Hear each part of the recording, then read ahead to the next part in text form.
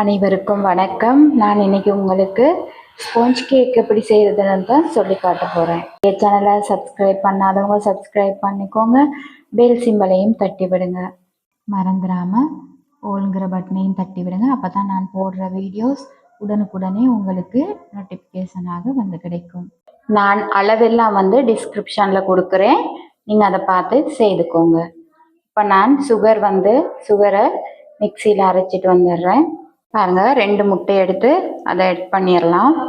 இப்போ இது மிக்சியில் அரைச்சிட்டு வந்துடலாம். இப்போ நான் முட்டையும் சுகரையும் அரைச்சிட்டு வந்துட்டேன். இப்போ மைதா மாவு சேர்த்துக்கலாம். அதோட பேக்கிங் சோடா, பேக்கிங் பவுடரையும் சேர்த்து இந்த மிக்சியில் அரைச்சிட்டு வந்துடுறேன். நான் பட்டரை கொஞ்சம் ஹீட் பண்ணிக்கிறேன். பாருங்க, இந்த பட்டருக்கு இந்த மில்கையும் சேர்த்து நாங்கள் ஹீட் பண்ணிப்போம். இந்த பட்டர் கரையிறதுக்கு மட்டும்தான் அடுப்பில் வைக்கிறோம். இப்போ நான் அடுப்பை ஆஃப் பண்ணிடலாம்.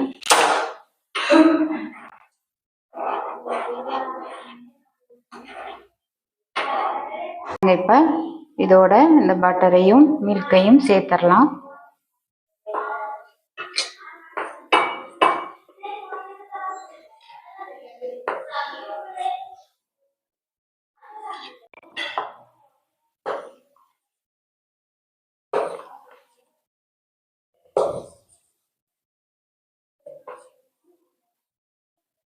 ரொம்ப ஈஸியாக செய்யக்கூடியது.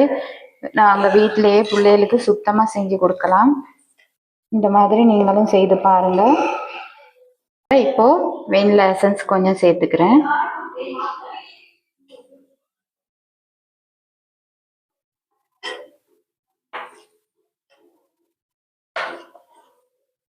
கொஞ்சம் ஃபுட் கலர் சேர்த்துக்கிறேன்.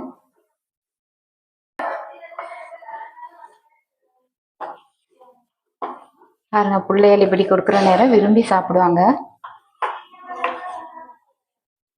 இந்த கப் கடையில் கிடைக்கும். இப்போ நாங்கள் இதுக்கு போட்டுக்கரலாம்.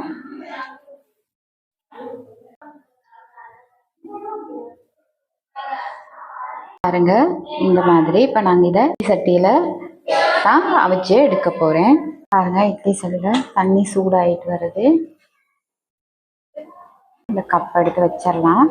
பாருங்க, இந்த அளவு இப்படி வச்சு அவிச்சிடலாம். எப்படி இருக்குன்னு பார்க்கலாம். இப்போ பாருங்க, அது இப்படி இருக்குன்னு செஞ்சு பார்த்துட்டு கமெண்ட் ஒன்று போடுங்க.